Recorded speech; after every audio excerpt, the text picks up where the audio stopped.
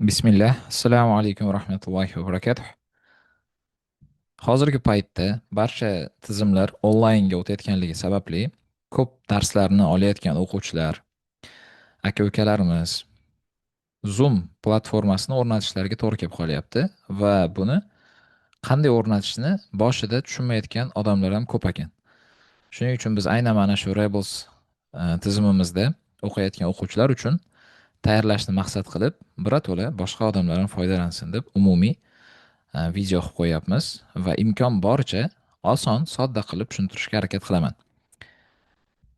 Avvalo, Zoom platformasini o'rnatish uchun sizda App Play Market bor yoki App Store bor.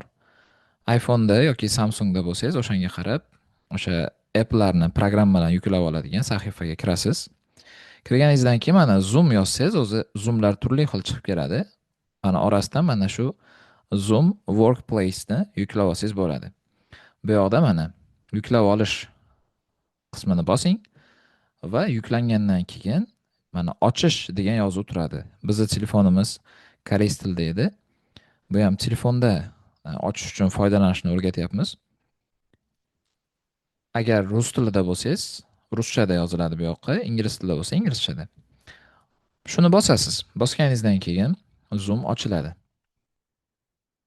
Mana ochildi, xush kelibsiz deyapti va bu yerda 3 xil yozuv turibdi.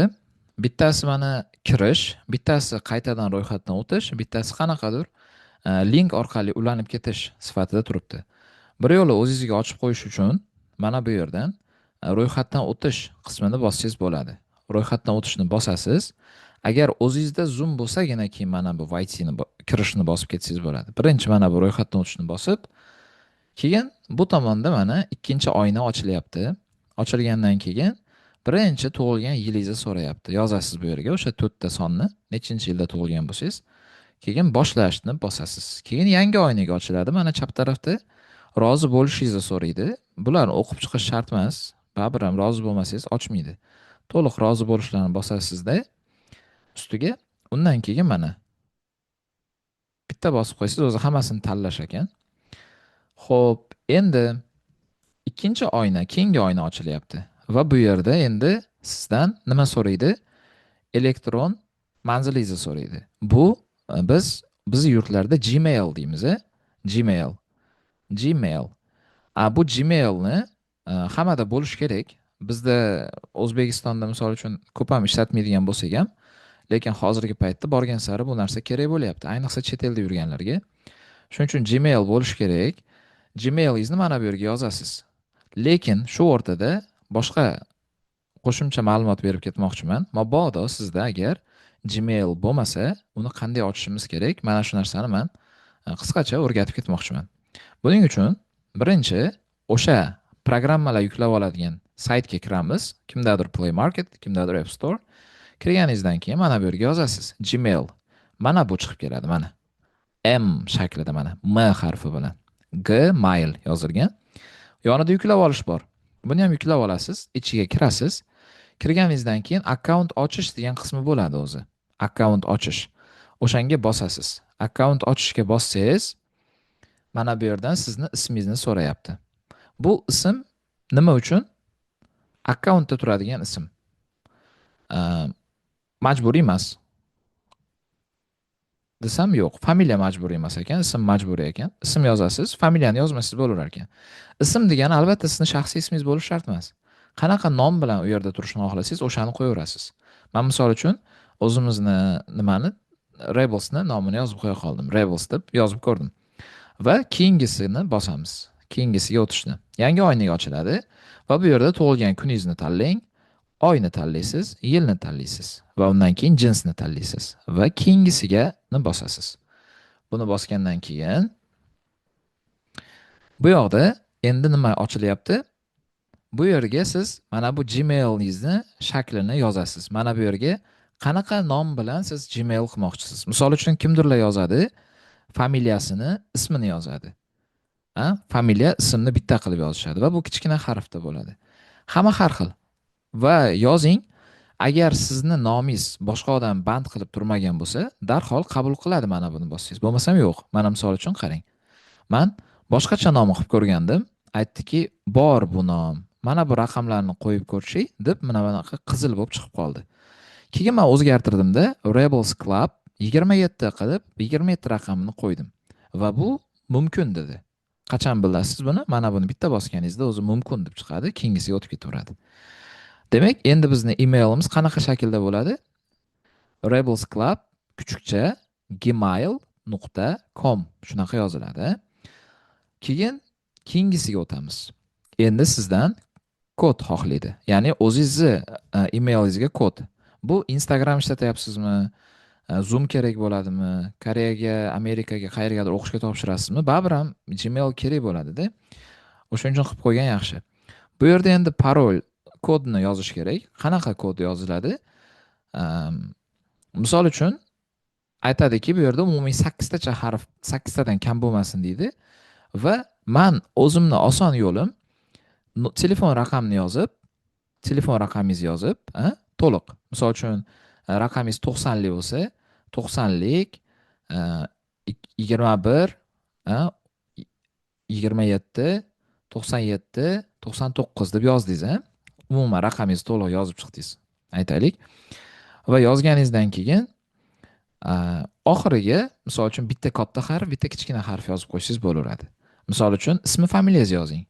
Ismingiz bosh harfi X bilan boshlansa X va familiyangiz A bilan boshlansa A. Umuman mana shunday qilsangiz osongina kod qilsa bo'ladi. To'g'ri keladigan parolni o'rnatsangiz bo'ladi. Demak, 6 ta raqam qiling. Yo 7 ta telefon raqamingizni yozing. Keyin bitta ismingiz bosh harfini, keyin familiyangizni kichkina harfda yozib qo'ysangiz yo keyingi ismingizni keyingi harfi farqi yo'q. Keyingisiga o'tishni bosamiz. Va endi bu yerda qaysi telefon raqamingizga ochayotganingizni so'raydi. Qaysi davlatda raqamingiz? Qaysi raqam? Misol uchun Koreya bo'lsa, mana Koreyaniki. O'zbekiston bo'lsa, O'zbekiston turadi. 998 bo'lib turadi. Koreyada +82. Keyin mana bu yerga nomeringizni yozasiz va o'sha payt darhol nomeringizga SMS boradi. Mana bu yerga o'sha SMSni kirgiz, deyapti mana. 6 ta raqam boradi, deyapti sizga. 28 sekund vaqtingiz bor, deyapti. O'sha payt telefoningizga qarasangiz, mana SMS kelgan. Shuni mana bu raqamni olasiz. G o'zi yozilgani, raqamni yozsak bo'ldi mana. 1 2 5 7 4 9 yozdik. Va keyingisiga o'tishni bosamiz. Yangi oynik ochildi. Mana sani noming deyapti. Isming Rebels. Gmailingni kodi mana shunday. Ya'ni bu Gmail qachon sizdan Gmailing nima desa, shuni aytasiz. Rebels Club 27 kuchukcha gmail.com. Bu o'zingizning tilingizda, o'zingiznikini qanaqa yozilgan bo'lsa, shuni yozasiz. Va dalya keyingisiga o'tamiz. O'tsak, mana hammasiga rozi bo'ldim deb bosasiz va akkaunt yaratishni bosasiz. Va sizda akkaunt tayyor mana. Qachon sizga SMS keladi? Mana bu yerga keladi. Qachon siz SMS yubormoqchisiz? Mana bu yerga bosib yuborish bosasiz. Bu kimlarga kerak bo'ladi? Chet elda o'qiyotganingizda, chet eldagi odamlarga xabar yuborishda kerak bo'ladi. Xavfsiz o'ziga yuboriladigan SMSlar. Hozircha bizga bu narsa kerak emas. Endi mana akkauntimizni mana buni ustiga bossak, mana bu ochiladi mana. Demak, ko'rib olyapmiz. Kodim, bizni ID'miz mana bu tartibda bo'ladi. Bu nomingiz. Bu muhim emas bu yerda umuman. Mana bu yerda siz o'sha akkauntingizni nastroyka qila olasiz. Bu ham sizga hozircha kerak emas. Bizga faqatgina mana bu narsa kerak edi xolos. Shuni olish uchun yaratdik. Tuzdiga endi Zoomga qaytamiz. Zoomda hali bizdan nima so'radi? Elektron manzil so'radi. Mana shu yerga yozyapmiz. Rebels Club 27 kuchukcha gmail.com va boshlashni bosdik. Bosganimizdan keyin bu yoqda endi sizni Gmailingizga mana bunga, mana shu yerga kod yubordik. Mana shuni kiriting bu yerga 6 xonali deyapti. Va Gmailingizga kirsangiz, qarang mana SMS yo'q-da hali. Mana bunday SMS keldi. Va bu yerdagi raqamni olib nima qilasiz? Bu yoqqa kiritasiz. O'tib yozasiz. Mana bu yerga yozasiz. Yozganingizdan keyin mana tekshirishni bosasiz va mana bu oyna ochiladi. Endi so'rayapti sizdan, isming nima bo'ladi deyapti. Bu qanaqa ism? Zoomda darsga kirganingizda tagingizda ismingiz turadi. Ustozingiz bo'lsa, ustozingiz sizni o'sha ismingiz bilan chaqiradi yoki siz ustoz bo'lsangiz, o'sha ismda turasiz. Xohlagan ism qo'ying. Xohlasangiz o'quv markazingiz nomini qo'ying. Xohlasangiz brendingiz nomini qo'ying. Xohlasangiz o'z ismingizni qo'ying. Xohlasangiz laqab qo'ying. Xohlasangiz bilmadim, nuqta qo'yib qo'ysangiz ham bo'laveradi, narsa qo'ymasdan. Lekin men ism yozishni tavsiya beraman sizni chaqira olishlari uchun. Demak, ism, familiya yozdik, a? Xo'p, endi bu yerga biz Rebel School o'zimizni onlayn maktabning nomini yozib qo'ya qoldik. Va parolni esa hali tepada aytganimdaqa telefon raqamini yozib turib, nechtadir son aytaylik, 7 tami 8 ta son yozib, keyin ismingiz bilan bosh harfni yozsangiz, mana shu tartibda kod tayyor bo'ladi. Boshlashni bosasiz. Kirganingizdan keyin mana endi bu qismi shunchaki orada sizdan so'rayilayotgan narsalar. Misol uchun, senga har xil bildirgilar keladi. Rozimisan, yoqib qo'yasanmi deyapti. Yoqib qo'ysangiz ham bo'laveradi. Yo'q, hozir emas desangiz ham bo'laveradi. Va keyin yana boshqacha bildirgilari kalendar bo'yichami, Alloh alam. Buni ham shu umumiy hammasiga ruxsat berishni bossangiz ham bo'ladi, ruxsat bermaslik bossangiz ham bo'ladi. Farqi yo'q bu narsani. Xo'p, keyingisida mana ishni boshlash kiramiz endi. Bosganimizdan keyin mana va nihoyat sizda tayyor bo'ldi. Endi bu bilan nima qila olamiz? Ham boshqa darslarga kira olamiz, ustozingiz darsiga, ham o'zingiz dars o'ta olasiz. O'zingiz uchun Zoom ochasiz. Misol uchun men hozir shu Zoom orqali sizlarga mana shu videoni tayyorlayapman. Endi qanday bo'ladi bu yog'i? Misol uchun mana Rebel School Telegram kanaliga men ataylab link tashladim. O'quvchilar darhol nimaga tashladi ekan, kirishni boshlashyapti, ya'ni Zoomga. Men sinash uchun qilgandim buni. Va mana buni ustiga bosasiz mana. Bu qachon keladi sizga bu?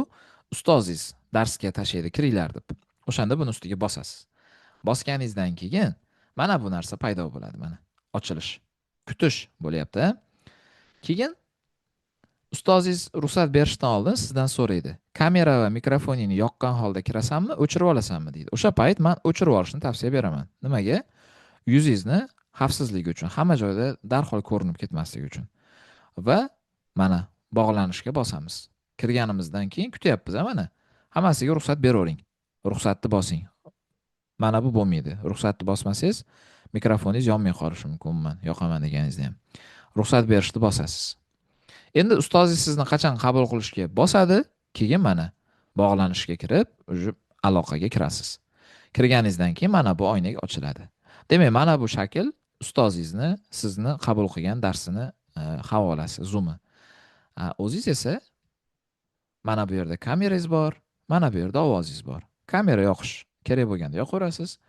Ovozni mana bu yerdan bossangiz, ovozingiz chiqadi. X mana bunday tursa, ovoz yo'q bo'ladi. Mana bu yerda esa qatnashuvchilar, misol uchun Zoomda necha kishi o'tiribdi? Kirsangiz, hammasining ismi, familiyalari, kimlar bor bo'lsa chiqib turadi. Mana bu chat esa dars paytida ustozga savolingiz bo'lsa, gapni bo'lib, ustoz deb gapirib yuborishning o'rniga mana shu chatga yozsangiz, ustoz dars davomida ko'rib javoban berib ketsa bo'ladi. Mana bu chat orqali to'g'ridan to'g'ri ustozni o'ziga alohida ham yuborsa bo'ladi. Har bitta qatnashuvchilarni har biriga alohida yuborsangiz ham bo'ladi. Yoki umumiy yuborsangiz ham bo'ladi. Bu narsani ichida shumib olasiz asta-asta. Demak, mana shu yergacha siz bilishingiz kerak bo'lgan narsa edi. Lekin endi agar mabodo siz o'zingiz Zoomda dars o'tmoqchi bo'lsangiz, unda nima qilishingiz kerak? Bunaqa holatda xuddi tepada o'zingiz Zoom akkauntingizga kirasiz. Kirganingizda mana bu oynak ochilib turadi. Mana bu yerda siz mana. Buni ustiga bossangiz, o'zingiz haqingizda ma'lumotlar ko'rsangiz bo'ladi. O'zgartirib ismingizni, rasm qo'yib va mana bu yerda mana konferensiyani ustiga bossangiz, mana bu chiqadi. Mana videoni yoqib qo'yasanmi deyapti. O'chirib qo'ysangiz ham bo'laveradi. O'zingiz tanlovingiz bu. Va mana boshlashni bosamiz. Boshlashni bosganingizdan keyin nima bo'ladi mana? Kutyapmiz internetni va qanaqa holda kirasan? Bu o'zingiz ishingiz endi. Xohlasangiz kamera yoqing, xohlasangiz o'chiring. Chunki bu o'zingiz uchun ochyapsiz. Hech kim ko'rmaydi siz bu yerda hozir. Boshlashni bosdik. Va kirganingizdan keyin mana o'zingiz Zoom'ingizga kirdingiz. Ko'ryapsiz, hech kim meni taklif qilgani yo'q. Mana o'zimman faqatgina. Bir o'zimman. Rebel School mana. Endi men o'zimni Zoom'imga odam o'quvchilarimni chaqirmoqchiman. O'quvchilarga dars o'tmoqchiman yoki o'rtoqlarim bilan birga dars qilmoqchiman. Nimanidir ishlamoqchiman. Bunaqa holatda shu mana bu qatnashuvchilarning ustini bossak, mana bu oynak ochiladi, qarang. Ya'ni bu yerda qatnashuvchilar ismlari bor, orqada ko'rinib turadi mana. Bitta o'zimman bu yerda va ularga SMS yuborish bor, va pastida, eng pastida taklif havolasini yuklab olish bor. Mana shu narsani bitta bossangiz ko'chirib oladi, kopировать qilib olasiz. A? Keyin yuklab olganingizdan keyin ular qayerda? Telegramdami? Telegramga kiring va SMS yuboradigan joyga kop nima qo'yish, o'rnatishni bosasiz. Copy paste qilamiz-ku, to'qqa etib qo'yib qo'yasiz. Stavить qilasiz xullas. Qo'yganingizdan keyin bitta bosasiz, mana ularga nima bordi? Havola bordi. Va ular mana shu orqali kirib kelishaveradi. Mana shu yergacha edi. Endi boshqa qo'shimcha funksiyalarini asta-asta o'rganib olsangiz bo'laveradi. Asosiysi mana bu yerda mana ekranga kitob ulashmoqchi bo'lsangiz, boshqa narsa ulashmoqchi bo'lsangiz, mana shu orqali ulashishni bossangiz bo'ladi. Bu yerga kirsangiz, o'zi faylingni och, qaysi kitobni ochasan deydi, o'sha orqali qilib olsa bo'ladi. Buni asta-asta o'rganib olaverasiz. Endi agar kompyuter orqali ochadiganlar bo'lsa, xuddi shu usulda qilsangiz bo'ladi kompyuterni ham. Faqat bizni aksarimiz telefonda kirayotganligimiz sababli o'quvchilarning ko'pi. Telefon shaklini o'rgatdim. Ustozlarimiz deyarli bilsa kerak. Kompyuter orqali ham xuddi shu usulda kirib olsangiz bo'ladi. Kompyuterda yana ham osonroq bo'ladi. Demak, darsimiz mana shu yergacha. Bugun o'rgangan bilimlarimizni Alloh taolo hammamizga manfaatli qilsin. O'zingiz o'sha odamlarga ulashmoqchi bo'lgan bilimingizmi yoki o'zingiz olmoqchi bo'lgan ilmmi, qanaqa yo'nalishda bo'lmasin, Alloh taolo sizga manfaatli ilm bersin. Assalomu alaykum va rahmatullohi va barakatuh.